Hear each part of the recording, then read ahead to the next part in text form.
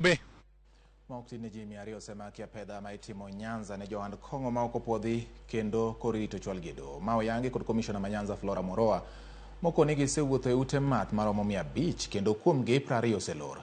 Kaka Judith Omondi lero e gwenge ma Nyanza, Flora bende obago twak kod piny libamba ma Tanzania mondo konygi tieko kongo ma okopodhi e tong' ma Isebania.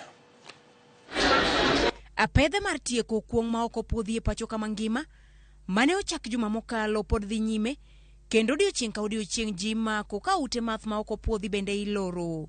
E gwenge ma Nyanza, Commissioner Flora Moroa koni gisewuotho e ute math ma ok tin 500 kendo 20 kuomgi oselor. We kicked off this exercise last week and so far we have made very good progress, although with some few challenges here and there, but I'm happy to report that we are progressing very well across the region.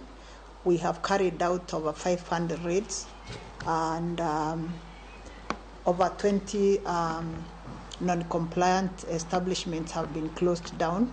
Ka bende ji 200 osemaki kendo irito chwalgi e nyim doho ka kwayo mar komishona ma Nyanza to en ni orid kum ma ichiwo mondo kik duok gi chien e kedo kod ji ma uso kuong ma okopodhi. So far 221 persons have been arrested. They have been arraigned in court, except of course those who were arrested yesterday and charged. But we are calling upon our courts to give them stricter fines, because sometimes we have a problem with the fines that they get from our courts because they are too small, which makes them, continue perpetuating the crime. Midhiero ma Flora yango ni pod gin gwenge ma Nyanza en tieko kuong e tong' ma Isebania kod Tanzania.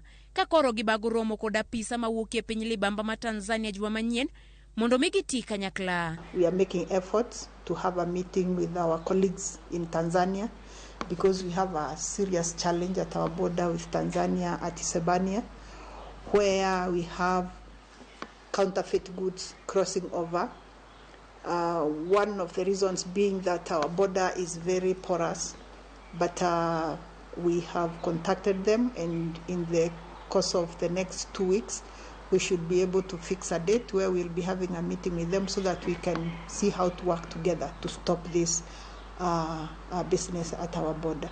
Apedha makama bende podo medridi e gwenge makisi. E pacho kama ngima, piny owacho geto mako kendo loro kuonde math duto ma okopudhi e thuolo mar ndalo 21.